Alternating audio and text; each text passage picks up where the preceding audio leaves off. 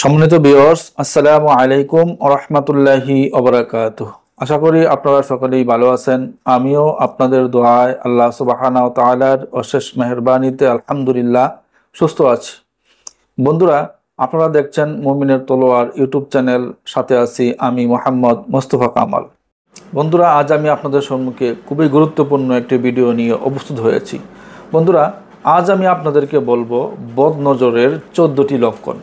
বন্ধুরা, এই বদনজরের 14টি লক্ষণ থেকে যদি আপনার সাথে 5টি লক্ষণ মিলে যায় তাহলে অবশ্যই আপনি বুঝবেন যে আপনি বদনজরে আক্রান্ত। বন্ধুরা, তো এই বদনজরের 14টি লক্ষণ এই বিষয় নিয়ে আমি আলোচনা করব।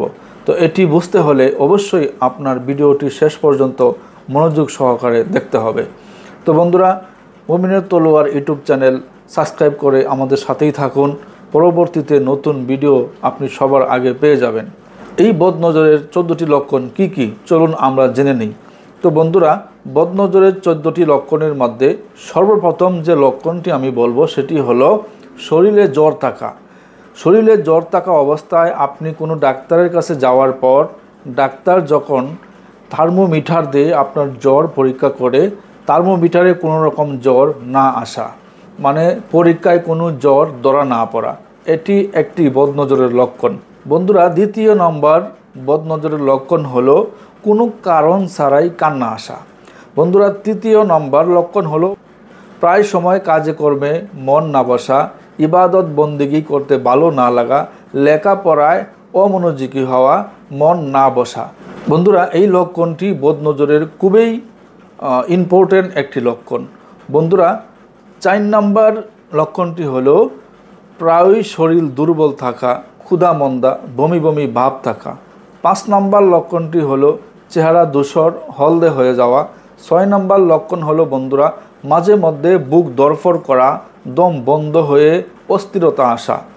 বন্ধুরা, 7 নম্বর লক্ষণ হলো অহেতুক মেজাজ বিগড়ে যাওয়া। অহেতুক মেজাজ বিগড়ে যাওয়া। 8 নম্বর লক্ষণ হলো বন্ধুরা আত্মীয় স্বজন বন্ধু বান্ধব কাউকে ভালো না লাগা, কাউকে সহ্য করতে না পারা। বন্ধুরা, 9 নম্বর লক্ষণ হলো অতিরিক্ত চুল পড়া। অনেক মা বোনদের অতিরিক্ত চুল পড়ে যায় কিন্তু কোনো শ্যাম্পু সাবানে কোনো ফায়দা না হওয়া, শ্যাম্পু সাবান ব্যবহার করেও চুল পড়া বন্ধ না হওয়া। বন্ধুরা, 10 নম্বর লক্ষণটি হলো প্রচুর গ্যাস হওয়া। আপনি গ্যাসের ওষুধ ঠিকমতো খাওয়ার পরেও আপনার বারবার গ্যাস হওয়া। বন্ধুরা, 11 নম্বর লক্ষণটি হলো বিভিন্ন রোগ ব্যাধি লেগেই থাকা। সাধারণ রোগ দীর্ঘদিন যাবৎ চিকিৎসা করার পরেও রোগ ভালো না হওয়া। বন্ধুরা, 12 নম্বর লক্ষণটি হলো হাতে পায়ে মাঝে মধ্যে ব্যথা অনুভব করা, পুরো শরীরে ব্যথা, দৌড়াদৌড়ি করা। 13 নম্বর লক্ষণটি হলো বন্ধুরা ব্যবসা কোনো কাজে কর্মে ঝামেলা লেগেই থাকা, মানে আপনার ব্যবসা বাণিজ্যে দিন দিন ঝামেলা লেগেই থাকে। 14 নম্বর লক্ষণটি হলো বন্ধুরা আপনি যে কাজে অভিজ্ঞ হওয়া সত্ত্বেও সেই কাজ করতে গেলেই আপনি অসুস্থ হয়ে যাওয়া, মানে আপনাকে মানুষ যে কাজে অনেক অভিজ্ঞ বলে জানে কিন্তু সেই কাজ যখনই আপনি করতে যান আপনি অসুস্থ হয়ে যান।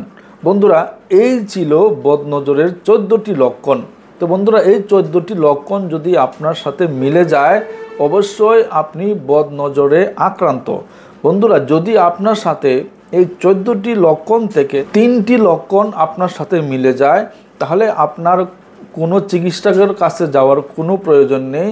আপনি 5 ওয়াক্ত নামাজ জামাতে আদায় করেন এবং সকাল সন্ধ্যা জিকির আজকার নিয়মিত মাসনুন দোয়াগুলো আপনি পড়েন, ইনশাআল্লাহ কিছুদিনের মধ্যে আপনার এই সমস্যার সমাধান হয়ে যাবে।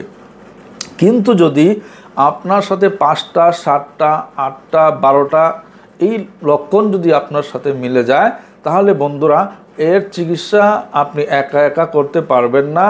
আপনার আমলের দ্বারা এই বদনজরের সমস্যাগুলো সমাধান হবে না।